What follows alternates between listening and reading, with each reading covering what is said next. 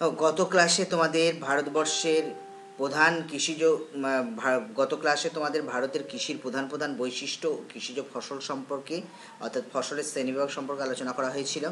আজকে তোমাদের ভারতের কৃষিজ ফসল, বিশেষ করে ভারতবর্ষে বিভিন্ন রকম কৃষিজ ফসল চাষ করা হয়, তার মধ্যে ভারতের প্রধান কৃষিজ ফসল ধান সম্পর্কে আলোচনা করা হবে।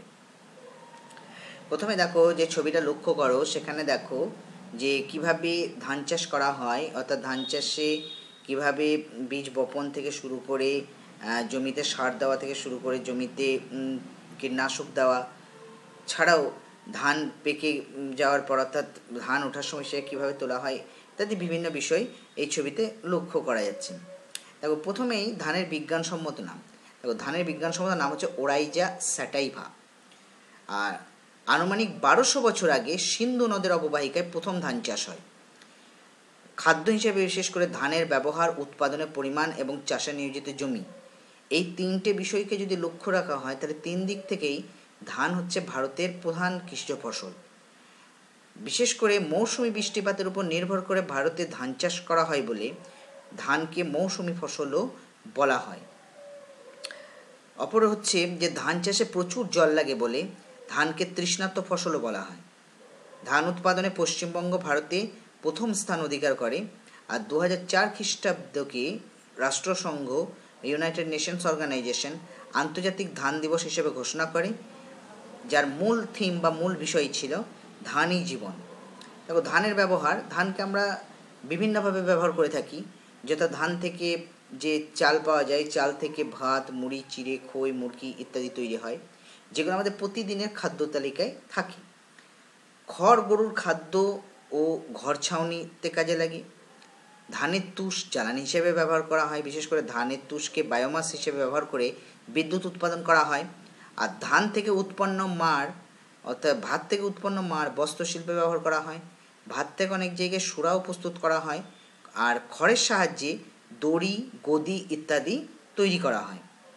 দেখো ভারতে ধান চাষের সময় বা ঋতু অনুযায়ী ধান চাষ, ঋতুর তারতম্য অনুসারে ভারতে 3টি সময় ধান চাষ করা হয়ে থাকে, যথা আমন ধান, আউশ ধান এবং বোরো ধান। এদের মধ্যে আমন এবং বোরো ধান হচ্ছে প্রধান। আমন ধান সবচেয়ে বেশি চাষ করা হয় এবং সবচেয়ে বেশি পরিমাণে বা সবচেয়ে ভালো উৎপন্ন হয়। দেখো আমন ধান, যে ধান বর্ষাকালে চাষ করা হয় এবং শীতকালে সংগ্রহ করা হয়, সেই ধানকে বলা হয় আমন ধান। আর বর্ষাকালে যেহেতু মৌসুমি বৃষ্টিপাতের প্রভাবে খারিফ শস্য হিসেবে সারা ভারতবর্ষ জুড়ে এই ধানের চাষ করা হয়, আমন ধান চাষ করতে প্রচুর জলের প্রয়োজন হয়। এই ধান আষাঢ় শ্রাবণ মাসে, বিশেষ করে বর্ষাকালে রোপণ করে অঘ্রাণ পৌষ মাসে অর্থাৎ শীতকালে ফসল কাটা হয়। অঘ্রাণ মাসে এই ধান পাকে বলে আমন ধানকে বিভিন্ন নামেও পরিচিত, অঘায়নী, আঘায়নী বা অঘ্রাণী বা আঘ্রাণীও বলে। আরও রয়েছে যে আমন ধানের অন্য নাম, যেটাকে শালি বা কার্তিকাও বলে। আর আমন ধান হচ্ছে ভারতের প্রধান ফসল। আউশ ধান, দেখো যে ধান গ্রীষ্মকালে চাষ করা হয় এবং বর্ষাকালে সংগ্রহ করা হয় সেই ধানকে আউশ ধান বলে। আউশ শব্দটা এসছে আশু শব্দ থেকে, যার অর্থ হচ্ছে শীঘ্র। আর এই ধান অল্প দিনের মধ্যে পাকে। গ্রীষ্মকালে শুষ্ক পরিবেশে এই ধানের চাষ একসময় হতো, এখন এই ধানের চাষ প্রায় উঠেই গেছে। আর এই ধান বিশেষ করে চৈত্র বৈশাখ মাসে অর্থাৎ গ্রীষ্মকালের শুরুতে কালবৈশাখী বৃষ্টিতে রোপণ করা হয় এবং ভাদ্র আশ্বিন মাসে শরৎকালের শুরুতে ফসল কাটা হয়। আর ভাদ্র মাসে এই ধান পাকে বলে আউশ ধানকে ভাদুই ধান বা কর ধানও বলে। এছাড়াও আউশ ধানের অন্য নাম রয়েছে, যেটা হচ্ছে বারধনী। বোরো ধান, যে ধান শীতকালে চাষ করা হয় এবং গ্রীষ্মকালে সংগ্রহ করা হয় সেই ধানকে বোরো ধান বলে। শীতকালে যেখানে সেচের সুযোগ রয়েছে সেখানে রবি শস্য হিসেবে ধান চাষ করা হয়। সবথেকে লক্ষণীয় বিষয় যেটা, যে বোরো ধান একর প্রতি ফলন বেশি।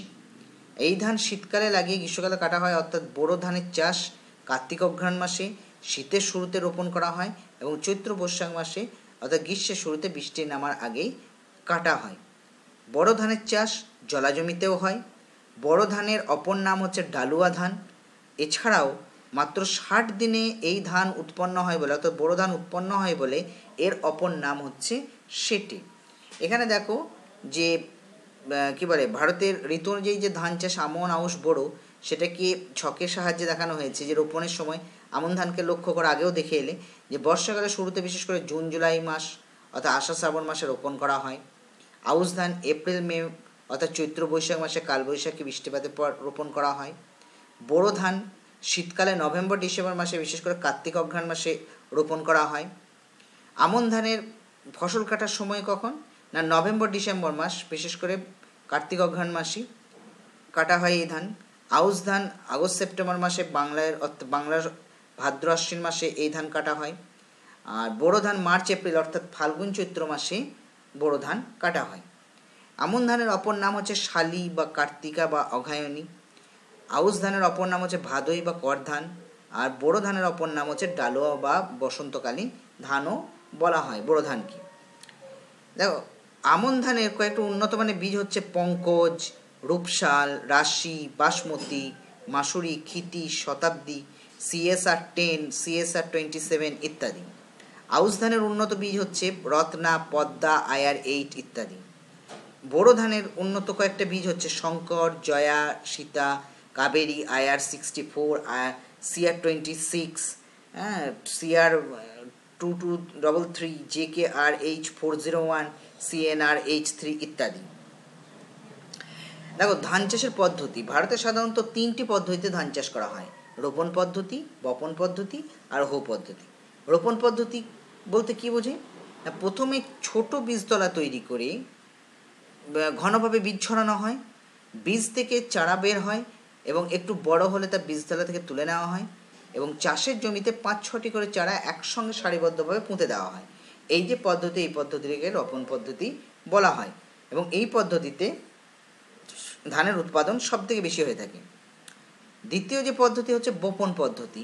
এই পদ্ধতিতে অপেক্ষাকৃত উঁচু স্থানে জমি তৈরি করে তাতে ধানের বীজ ছড়ানো হয়, পরে ধান পাকলে শীষ সংগ্রহ করা হয়। হো পদ্ধতি বিশেষ করে ঝুম চাষে হো বা কাঠের খণ্ডের মধ্যে গর্ত করে ধানের বীজ রাখা হয়, বীজ থেকে চারা গাছ বের হলে তা নিয়ে জমিতে পুঁতে দেওয়া হয়। এই 3টে পদ্ধতিতে ধান চাষ করা হয়ে থাকে। এরপরের যেটা সেটা হচ্ছে ধান চাষের অনুকূল ভৌগোলিক পরিবেশ। দেখো, ভারতবর্ষে বিশেষ করে পশ্চিমবঙ্গের মোট কৃষি জমির প্রায় 80% ধানের চাষ হয়ে থাকে এবং ধান চাষের অনুকূল পরিবেশগুলি হলো প্রাকৃতিক পরিবেশ, বিশেষ করে জলবায়ু, উষ্ণতা, বৃষ্টিপাত, আর্দ্রতা গুরুত্বপূর্ণ ভূমিকা পালন করে। এছাড়া মাটি, ভূমির প্রকৃতি এবং মাটির pH। আর অর্থনৈতিক পরিবেশ, শ্রমিক, জলসেচ, উন্নত বীজ, সার, কীটনাশক, মূলধন ও যন্ত্রপাতির ব্যবহার, চাহিদা ও বাজার, অন্যান্য পরিকাঠামো ইত্যাদি বিষয়গুলোর উপর নির্ভর করে ধান চাষ হয়। এখানে দেখো একসঙ্গে দেখানো আছে যে ধান চাষের অনুকূল পরিবেশ বিশেষ করে উষ্ণতা গড়ে 20 থেকে 30 ডিগ্রি সেন্টিগ্রেড, বৃষ্টিপাত 100 থেকে 200 সেমি, আর যেটা গুরুত্বপূর্ণ শ্রমিক, মূলধন, বাজার, কীটনাশক, উচ্চফলনশীল বীজ, মাটি হচ্ছে উর্বর দোআঁশ বা পলি মাটি, জলসেচ সাধারণত শীতকালে চাষের জন্য প্রয়োজন হয়, আর ভূমির অবস্থা হচ্ছে নদী, উপত্যকা বা বদ্বীপের সমতল ভূমি, আর মাটির pH 5 থেকে 8 হলে ধান চাষ ভালো হয়। প্রথমে যেগুলো আলোচনা করবো আরও বিস্তারিতভাবে সেটা হচ্ছে প্রাকৃতিক পরিবেশ, বিশেষ করে জলবায়ু। দেখো, ধান হচ্ছে উষ্ণ আর্দ্র পরিবেশের ফসল। উষ্ণতা গড়ে 20 থেকে 30 ডিগ্রি সেন্টিগ্রেড উষ্ণতায় ধান চাষ ভালো হয়, তবে 15 ডিগ্রি সেন্টিগ্রেড উষ্ণতাতেও শীতকালে বড় ধান চাষ হয়ে থাকে জলসেচের সাহায্যে। বৃষ্টিপাত বিশেষ করে গড় 100 থেকে 200 সেমি বৃষ্টিপাত হচ্ছে ধান চাষের পক্ষে আদর্শ। ধান চাষ সবসময় জলের যোগান দিতে হয়। চারা গাছ বড় হওয়ার সময় কমপক্ষে 15 সেমি বৃষ্টি দরকার, তবে ধান পাকা এবং কাটার সময় বৃষ্টি হলে ক্ষতি হয়। ধান কাটার সময়ও শুষ্ক আবহাওয়া দরকার। আর্দ্রতা না, চারা গাছ যখন বাড়তে শুরু করে তখন বাতাসে আর্দ্রতা বেশি থাকা প্রয়োজন, আর যখন ধান পাকা ও কাটার সময় হয় সে সময় আর্দ্রহীন শুষ্ক আবহাওয়ার দরকার হয়। অপর যে গুরুত্বপূর্ণ প্রাকৃতিক পরিবেশ হচ্ছে মাটি, উর্বর নদীবাহিত পলি মাটি, বিশেষ করে এঁটেল, বেলে, দোআঁশ মাটি, যেটা ধান চাষে সবচেয়ে ভালো হয়, বিশেষ করে উর্বর নদীবাহিত পলি মাটিতে, কারণ জমিতে জল জমে থাকা ধান চাষের পক্ষে ভালো, সেই জন্য নিচে অপ্রবেশ্য কাদামাটির স্তর থাকা দরকার। ভূমির প্রকৃতি, ধান জমিতে বেশ কিছুদিন জল জমে থাকা প্রয়োজন, তাই নদী, উপত্যকা, বদ্বীপ, উপকূলীয় সমভূমি প্রতি সমতল ভূমি ধান চাষের পক্ষে আদর্শ স্থান। পাহাড়ে ধাপ কেটে জমি সমতল করেও ধান চাষ করা হয়, বিশেষ করে জম্মু কাশ্মীরে 2000 মিটার উচ্চতাতেও ধাপ কেটে ধান চাষ করা হচ্ছে, ধাপ চাষ বলা হয়। এছাড়া মাটির পিএইচ 5 থেকে 8-এর মধ্যে থাকা প্রয়োজন। এবার যেটা গুরুত্বপূর্ণ বিষয় সেটা হচ্ছে অর্থনৈতিক পরিবেশ। দেখো, ধান এমন একটা ফসল যেখানে শ্রমিকের প্রয়োজন, বিশেষ করে ধান হচ্ছে শ্রমনিবিড় ফসল এবং যন্ত্রের ব্যবহার সীমিত, খুব বেশি ব্যবহার হয় না। ধান বীজ বোনা, তা আগাছা পরিষ্কার, ধান কাটা, ঝাড়াই প্রভৃতি বিভিন্ন কাজে, ধান চাষের সঙ্গে সম্পর্কিত এই সকল কাজে সুলভ এবং দক্ষ শ্রমিকের প্রয়োজন হয়। এই জন্য ঘনবসতি অঞ্চলে ধান চাষ হয়। জলসেচ, বিশেষ করে বড় ধান চাষের জন্য উৎপাদন সুনিশ্চিত করতে জলসেচের সুবিধা থাকা দরকার। বিশেষ করে বড় ধান চাষ জলসেচ ছাড়া সম্ভব নয়। উন্নত বীজ, সার, কীটনাশক এগুলো ধানের ফলন বাড়ায় এবং ধান উৎপাদনকে লাভজনক চাষে পরিণত করে। মূলধন ও যন্ত্রপাতি ব্যবহার। দেখো, বর্তমানে নিবিড় ধান চাষে আধুনিক যন্ত্রপাতি যেমন tractor, power tiller, harvester, reaper প্রভৃতি ব্যবহার বাড়ছে। তাছাড়াও কি না, উন্নত বীজ ক্রয় বা কীটনাশক ওষুধের ব্যবহার এবং শ্রমিকদের মজুরি ইত্যাদি কাজেও প্রচুর মূলধনের প্রয়োজন হয়। অপর যে বৈশিষ্ট্য সেটা হচ্ছে চাহিদা ও বাজার। দেখো, ধান জীবিকা সত্তাভিত্তিক কৃষির অন্যতম ফসল। স্থানীয় চাহিদা ও বাজারের উপর ধান চাষের পরিমাণ অংশে নির্ভর করে। আর অন্যান্য পরিকাঠামো বলতে উন্নত পরিবহন এবং বন্টন ব্যবস্থা ইত্যাদি ধান চাষকে লাভজনক করে এবং বাণিজ্যিক ফসলে পরিণত করে।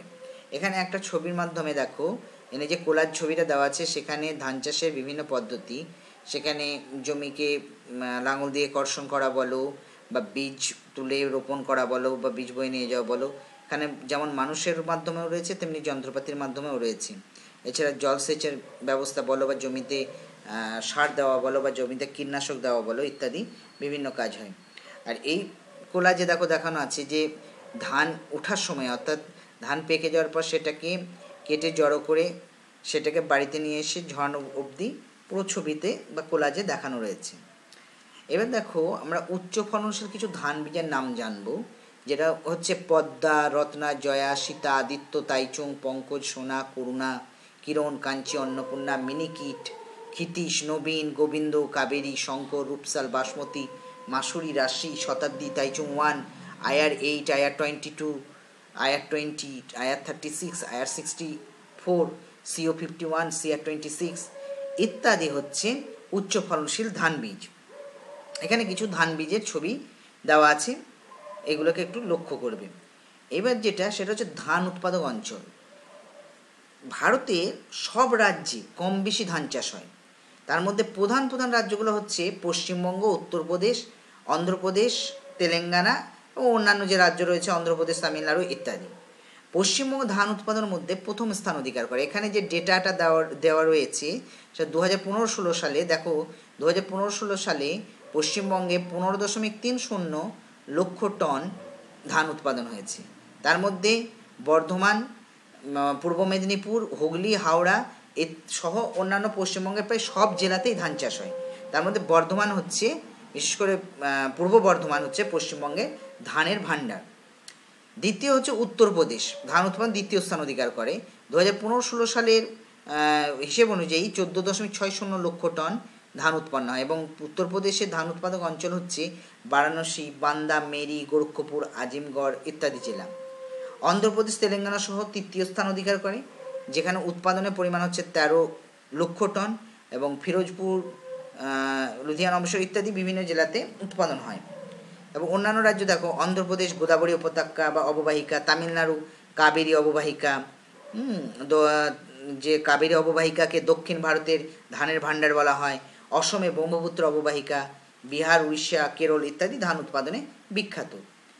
এছাড়া দেখো, গোদাবরী, কৃষ্ণা, কাবেরী বদ্বীপ অঞ্চলে বছরে 2-3 বার ধান চাষ হয় এবং কাবেরী নদী বদ্বীপ অঞ্চলকে দক্ষিণ ভারতের ধানের ভাণ্ডার বলা হয়।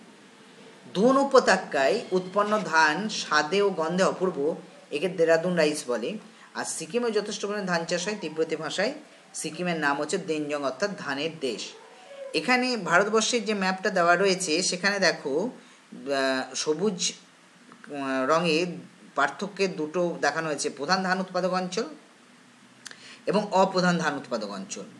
দেখো, এখানে পশ্চিমবঙ্গ থেকে শুরু করে বিহার, উত্তরপ্রদেশের কিছু অংশ, উড়িষ্যা থেকে শুরু করে অন্ধ্রপ্রদেশ বা আসাম, পাঞ্জাব ইত্যাদি বিভিন্ন জায়গায় যেগুলো হচ্ছে, বা তামিলনাড়ু এবং কেরল ইত্যাদি হচ্ছে প্রধান ধান উৎপাদক অঞ্চল। এবং তাছাড়াও অন্যান্য জায়গাতেও প্রচুর পরিমাণে ধান উৎপন্ন হয়। ম্যাপটাকে লক্ষ্য করো, দেখো এখানে প্রধান ধান উৎপাদক অঞ্চল এবং অপ্রধান ধান উৎপাদক দুটো অঞ্চলকেই দেখানো হয়েছে।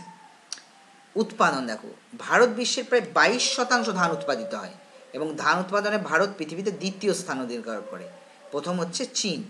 আর যদি লক্ষ্য করা হয় যে চাষে নিয়োজিত মোট কৃষি জমি, সেখানে 25% ধান জমি রয়েছে ভারতবর্ষে, যেটা কৃষিকাজে নিয়োজিত ধান চাষের জন্য।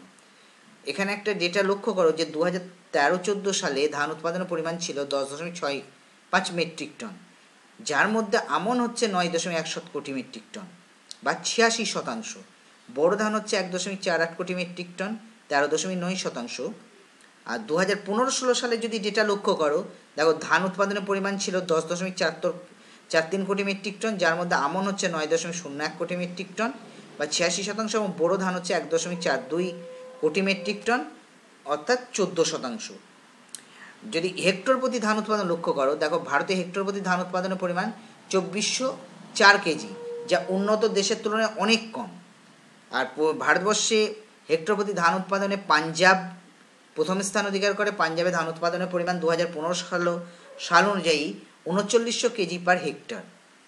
এর মধ্যে ভারতে আমন ধান কী বলে অপেক্ষা বোরো ধানে হেক্টর প্রতি ফলন বেশি, যেখানে ভারতে আমন ধানের হেক্টরে প্রতি ফলন হচ্ছে 2285 কেজি, সেখানে বোরো ধানের ফলন হেক্টর প্রতি 3204 কেজি। এখানে যে টেবিলটা দেওয়া রয়েছে, দেখো ভারতের ধান উৎপাদনের গতি প্রকৃতি 1961 সাল থেকে 2012 সাল অবধি, সেখানে উৎপাদন কোটি টনে এবং জমির পরিমাণ কোটি হেক্টর এবং উৎপাদনের হার অর্থাৎ কেজি পার হেক্টর। 1961 সালের যে ডেটা সেখানে লক্ষ্য করো, দেখো 5.35 কোটি মেট্রিক টন ধান উৎপন্ন হয়েছে এবং জমির পরিমাণ হচ্ছে 3.47 কোটি হেক্টর জমিতে চাষ হয়েছে। আর উৎপাদনে অর্থাৎ কেজি পার হেক্টর 1541 কেজি পার হেক্টরে উৎপাদন হয়েছে। 1970 সালেও যদি তুমি ডেটা লক্ষ্য করো, দেখো ধান উৎপাদনের পরিমাণ বেড়েছে 6.33 কোটি টন, অর্থাৎ এই সময়ই বা এরপরেই তোমার সবুজ বিপ্লবের প্রভাব শুরু হয়েছে, অর্থাৎ সবুজ বিপ্লবের জন্য ধান উৎপাদনের পরিমাণ বাড়তে শুরু করেছে 3.76 কোটি হেক্টর পরিমাণ জমিতে এবং উৎপাদনের হার হচ্ছে 1685 কেজি।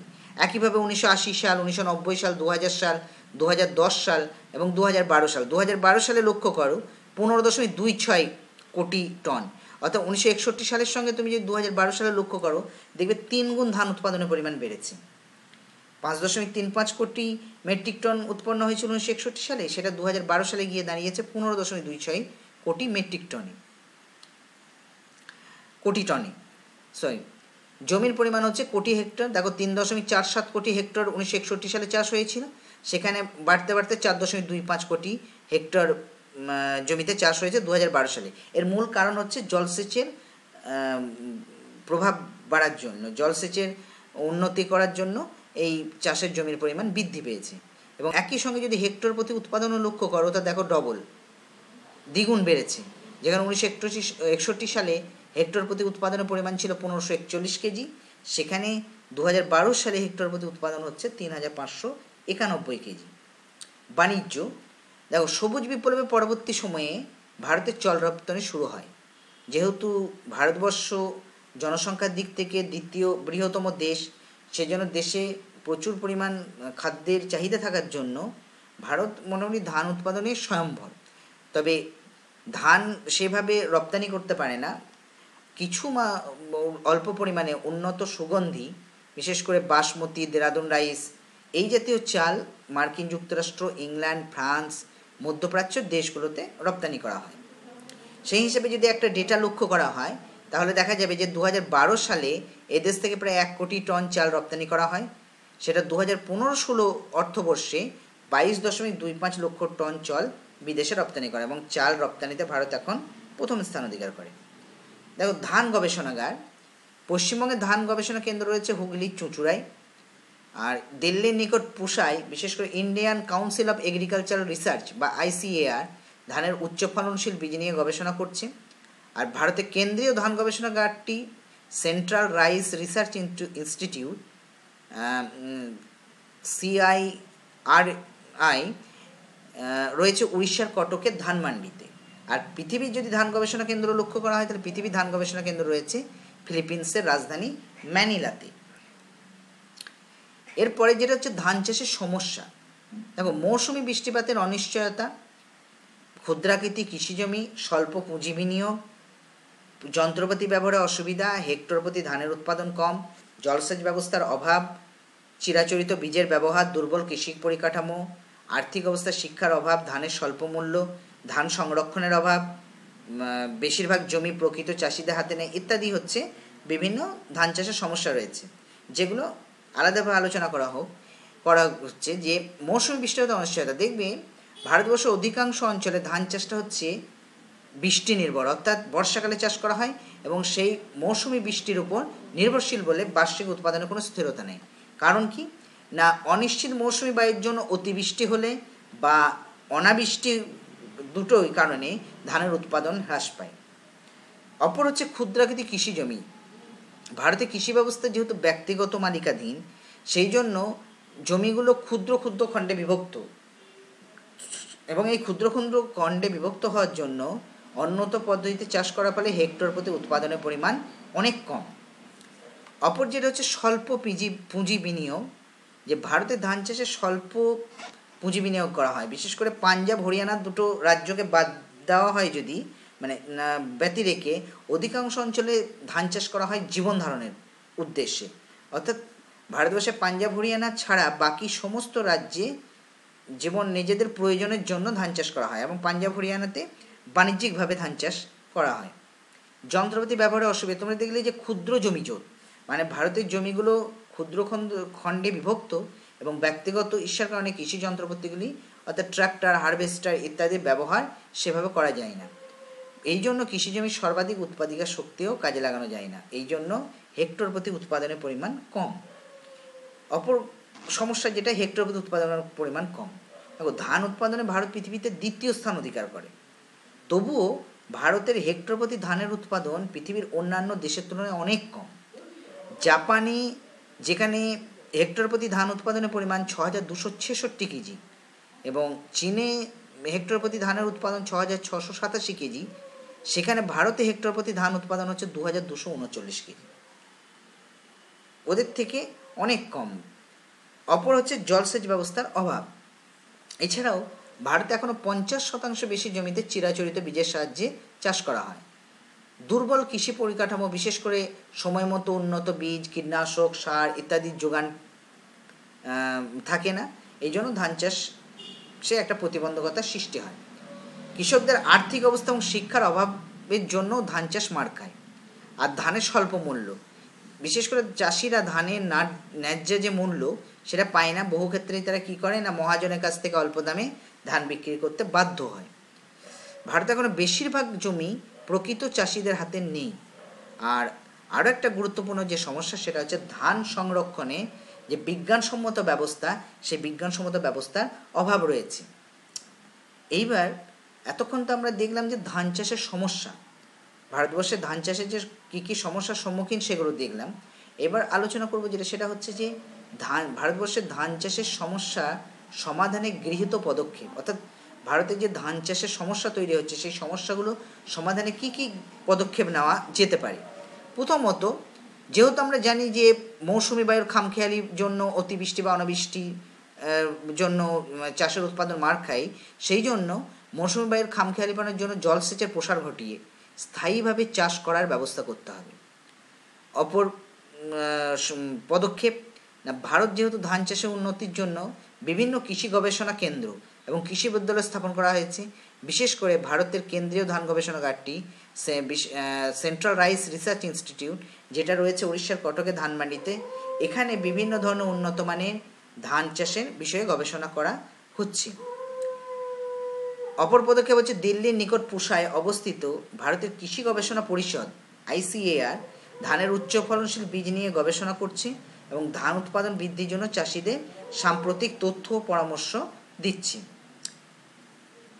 এছাড়াও উচ্চ ফলনশীল অর্থাৎ হাই ইয়েল্ডিং ভ্যারাইটিস সিডস, উচ্চ ফলনশীল বীজের ব্যবহার বাড়াতে হবে। গ্রীষ্মকালে জলসেচের সাহায্যে বড় ধান চাষ করা প্রয়োজন। অপর পদক্ষেপ হচ্ছে মহাজন বা বণিকদের এড়িয়ে সরাসরি কৃষকদের কাছ থেকে ধান কেনার জন্য সরকারি সংস্থা গঠিত হয়েছে। এছাড়া শস্য বীমা এবং দেশের বিভিন্ন স্থানে সরকারিভাবে বেশি সংখ্যক কৃষক মান্ডি বা কিষাণ মান্ডি ও ফসল সংরক্ষণাগার বা গোডাউন তৈরির চেষ্টা শুরু হয়েছে। আর খণ্ডিত কৃষি জমিতে সমবায় পদ্ধতিতে চাষ ও উন্নত কৃষি যন্ত্রপাতি ব্যবহার, বিশেষ করে ট্রাক্টর, হারভেস্টার প্রভৃতি ব্যবহার করে এই সমস্যার সমাধানে চেষ্টা করা হচ্ছে। তো আজকে ছিল ভারতের প্রধান কৃষিজ ফসল ধান সম্পর্কে এই আলোচনা। এর পরের ক্লাসে তোমাদেরকে ভারতের অপর একটি প্রধান কৃষিজ ফসল গম সম্পর্কে আলোচনা করা হবে।